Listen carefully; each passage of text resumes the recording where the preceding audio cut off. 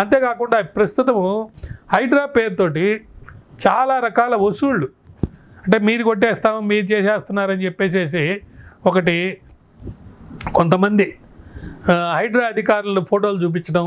అంటే సపోజ్ రంగనాథ్ గారితో ఒక ఫోటో తీసుకున్నారు ఎవరైనా, నాకు ఈయన తెలుసు అని చూపించి ఈయన నాకు తెలుసు కాబట్టి మీ ఏరియాది కూడా ఇట్లా కొట్టేయడానికి రాబోతున్నారు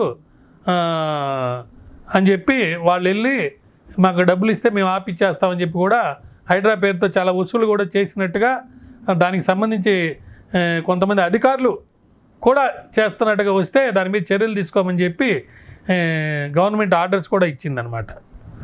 తర్వాత అమీనాపూర్కు చెందిన డాక్టర్ విప్లవ్ అనే ఆయన పేరు మీద కేసు కూడా రిజిస్టర్ చేశాడు. ఇప్పుడు సంగారెడ్డి చెందిన ఒక సామాజిక కార్యకర్త ముసుగులో స్థానిక బిల్డర్ల నుంచి డబ్బు అడిగాడంట. ఇట్లా హైడ్రా అధికారులు వచ్చి మీరు కొట్టైపోతున్నారు, మీరు డబ్బులు ఇస్తే నేను ఆప్ చేస్తానని చెప్పేసి. అందువల్ల హైడ్రా ఏం చేస్తుందంటే ఈ అక్రమాలు ఎవరైతే చేశారో వాళ్ళని ఇచ్చి డబ్బులు వసూలు చేయకుండా ఉండేదానికి కొన్ని ప్రకటనలు కూడా ఇచ్చింది. ఏమనంటే నగరంలోని అక్రమ ప్రకటనలపై ఒక దృష్టి సారించిన ఈ హైడ్రా అనుమతి లేని బోర్డులు కూడా తీసేస్తుంది, అనుమతి లేని ప్రకటనలు ఇచ్చిన వాళ్ళ మీద కూడా చర్యలు తీసుకుంటుంది.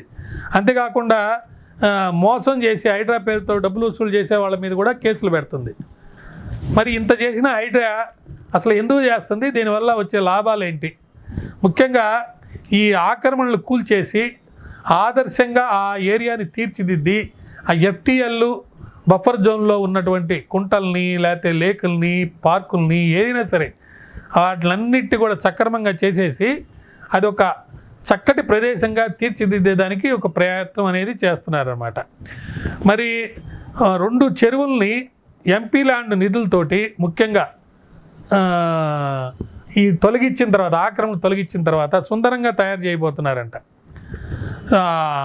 అభివృద్ధి చేసిన తర్వాత చెరువులకి గొలుసు కట్టు నాళాలని కలుపుతారంట.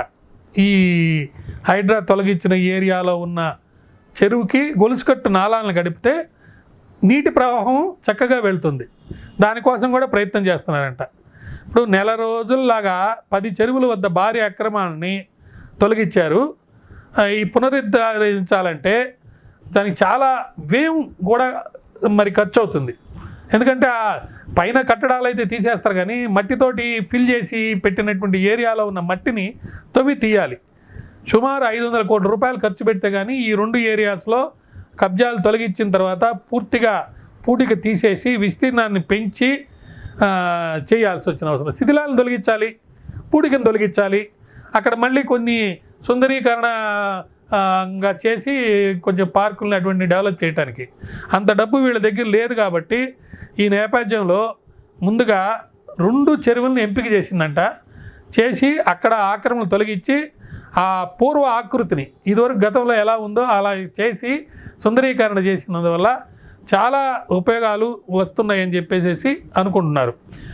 మరి నాలాపై ఉన్న అక్రమాలను తొలగించి ఈ ఆదర్శమైనటువంటి చెరువుల్ని ముఖ్యమంత్రికి ప్రజలకి చూపించి తద్వారా ఇంకా ఎక్కడైనా ఆక్రమణలు కనుకుంటే వాటిని కూడా చర్యలు తీసుకొని కొట్టేయాలని చెప్పేసి ప్రయత్నం జరుగుతుంది.